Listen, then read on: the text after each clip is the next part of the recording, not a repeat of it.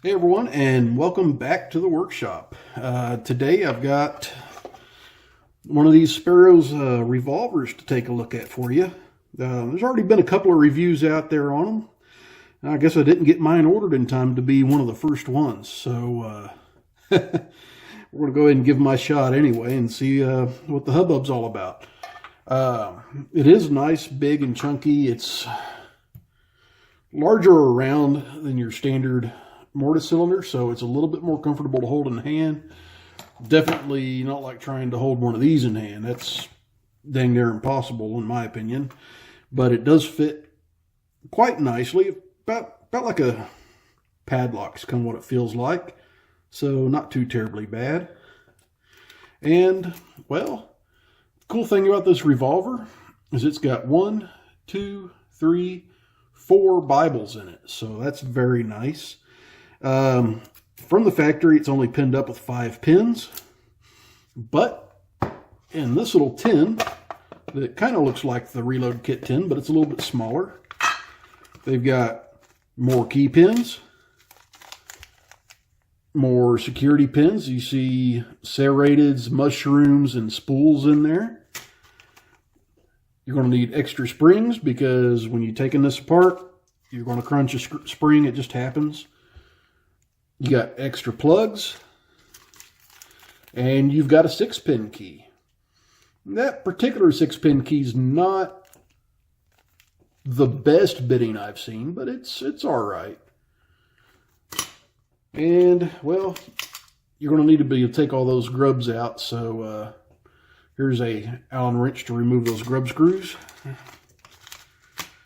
So that's what comes with the revolver. So very nice additions there. This has the underpinnings to be a very, very nice training lock. So before we do any more with it, let's go ahead and get it clamped up in a vise and see if we can get it picked all the way around.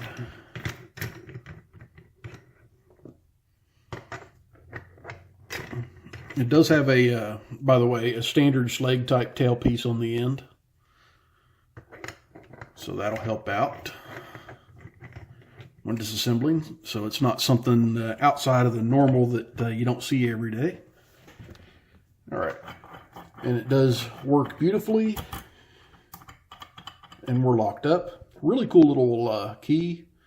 Kind of like that brass barrel with the Sparrows logo on the back.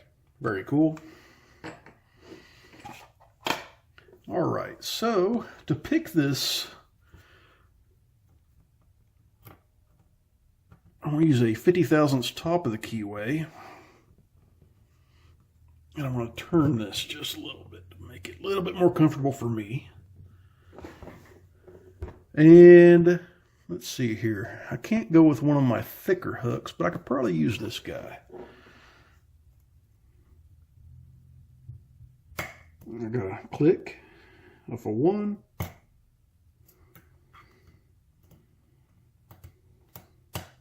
Click from 3.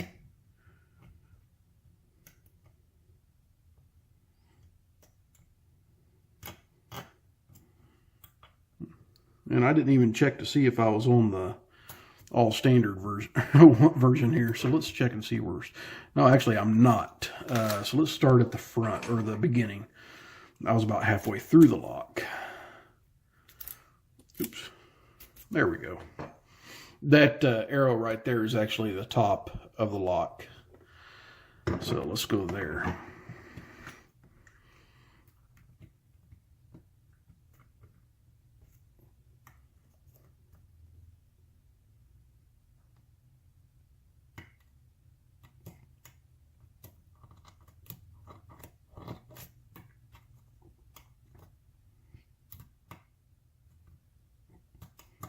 Pin 4.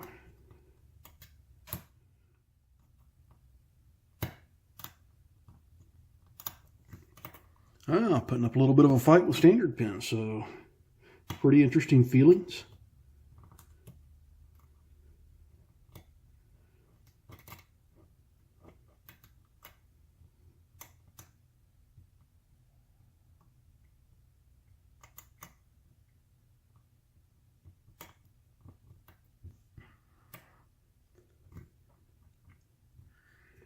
Oh, wow, this is actually surprising me a bit.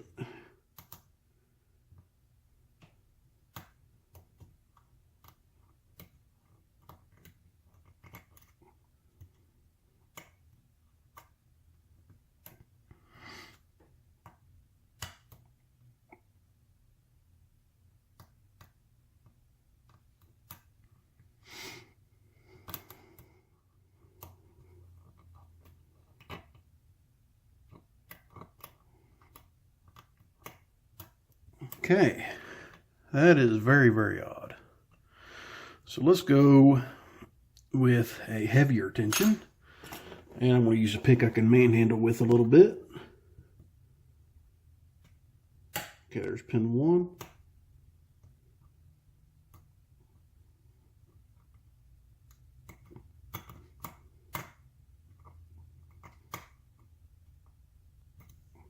Oh, wow. Guess I can't manhandle with that pick. All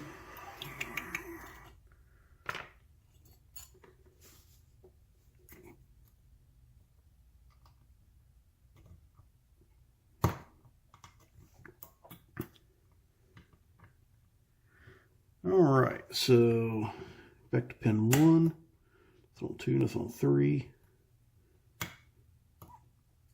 I think that was a click from 4 and a click from 5. There we go. Fought me just a little bit. All right. So let's go ahead and turn it to position number 2. Gotta love how a standard lock can sometimes just trip you the heck up. Okay. Okay, 1's the first binder again. Nothing on 2 or 3. There's 4, and I got a false set. I don't know if that was 5.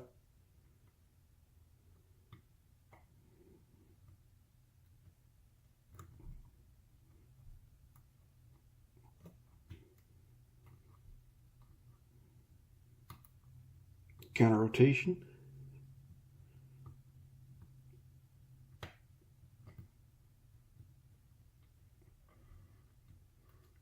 Come on.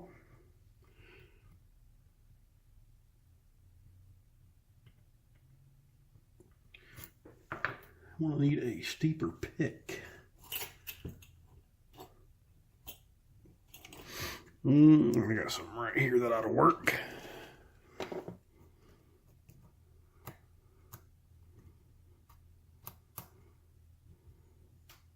There we go. And pin 4 put us into the next position.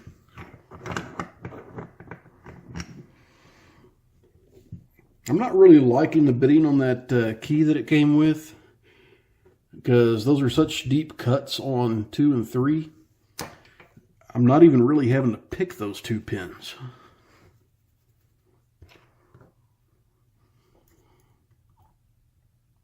Okay, position 3, 1 was the first binder, nothing on 2, nothing on 3. Let's go to 4.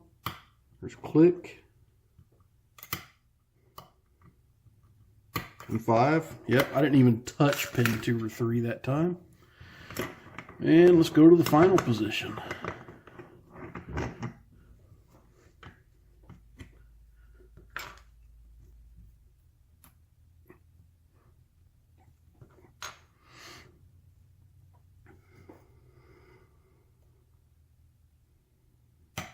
There's pin 1. I don't want to touch 2 or 3. I'm going to go straight to 4.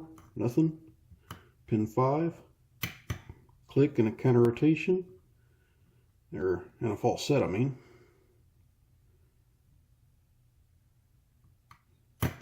Oop. Overset something there.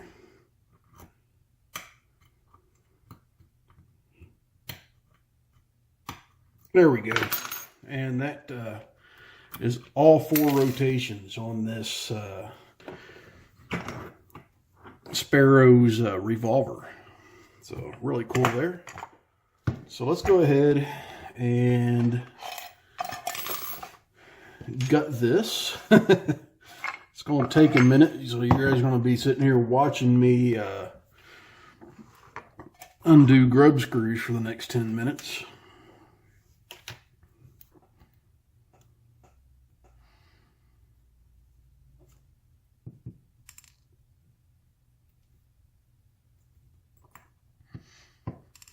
because while it's possible to go ahead and gut this thing like a standard lock, it will not be fun.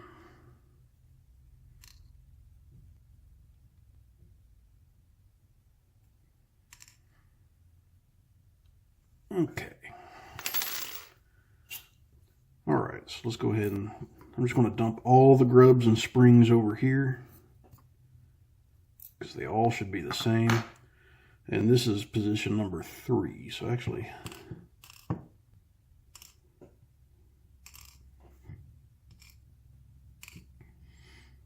okay, so that's all the pins from position number 3.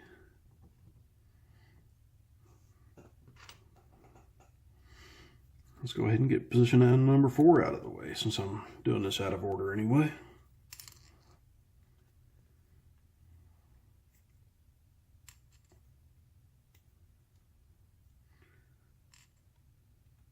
See, I don't know if the bitting on the key that comes with these are all going to be the same, or if they're going to be different or not. Yeah, I'll just go ahead and say I'm not a fan of the bitting on the key that came with mine, because I did not even have to pick chambers 2 or 3.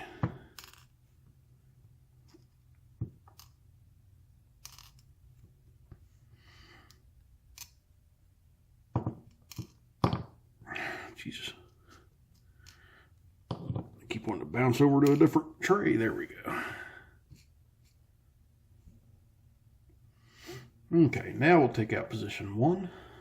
Ah, hell, we'll do position 2. We'll keep going out of order.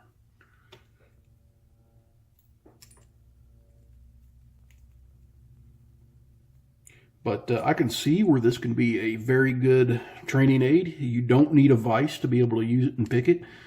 So if you're just learning to get the feel of locks, go sit on the couch with this in your hand, grab a couple of lock picks and a tension bar, and just go to town on it while you're sitting there watching TV. You don't even need to look at the lock. I don't really look at them all that often anymore when I pick them.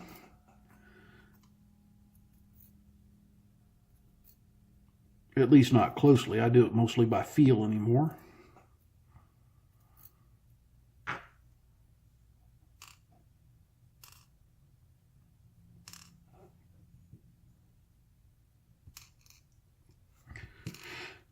All right, there's the pins from position 2. And let's go ahead and get the ones from position 1 out of here. And then the key pins ought to come out too.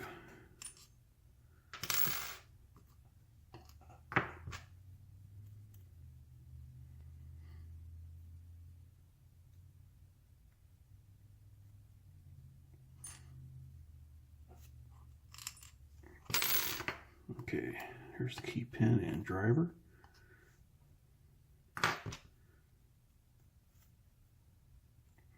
Now it's going to take me 15 minutes to put this thing back together. Okay, there's our driver and a key pin. I don't think that's the right key pin. I think that's the key pin out of 1. Yeah, it is, because there it is. There's our key pin for that one. I hope you guys liked recently. I did something a little bit different. I uploaded my first knife making video. I think things went pretty well with that, considering it was my first video of me making a knife, and really it was a very, very basic knife at that, just being a marking knife.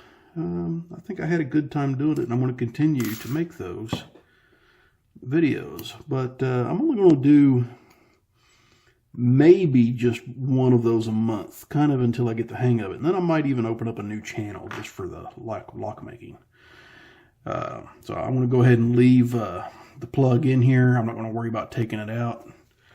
But you can see it was only pinned with 5 pins, since I can spin this freely now. But here's the pins that they put in it straight out of the factory. So you get all standard key pins, and in position 1 you get all standard drivers. And actually, you know what? I am going to take this thing out, because I am just a tad bit curious about something. And I've got one of those little Schlage tools over here somewhere. There it is.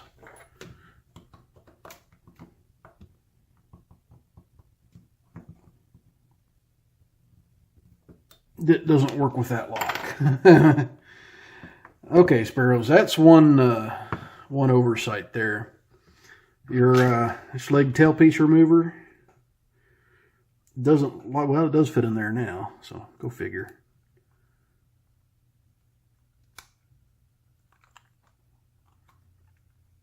It didn't like to fit in there, but there we go. Let's go and take this out. I want to see that plug and how those key pins sit in it. But yeah, one thing that Sparrows, I think you need to take a look at is see how close these are on this one for a training lock. Probably not too awesome to have those so close with these driver pins.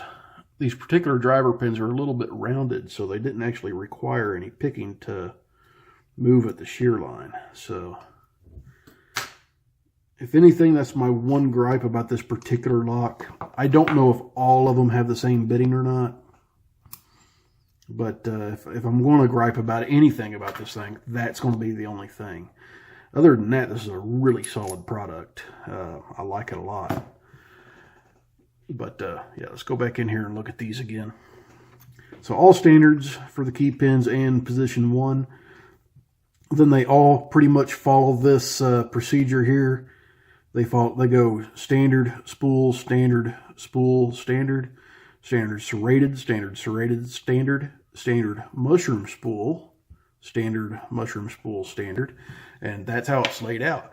But you get the extra pins in this, and you can change it up however you like it and make it as challenging as you want. Even if you wanted to, if you had the ability, you can get a different key other than this 6-pin key, because this one I'm pretty sure probably matches the bitting of the other one. I'm not 100% sure. Didn't really look at it that close. But anyway, pretty cool little kit. I'm pretty happy with what I see here. I think it's really cool. And, well, this one has a chance to be given away in my 500th video giveaway.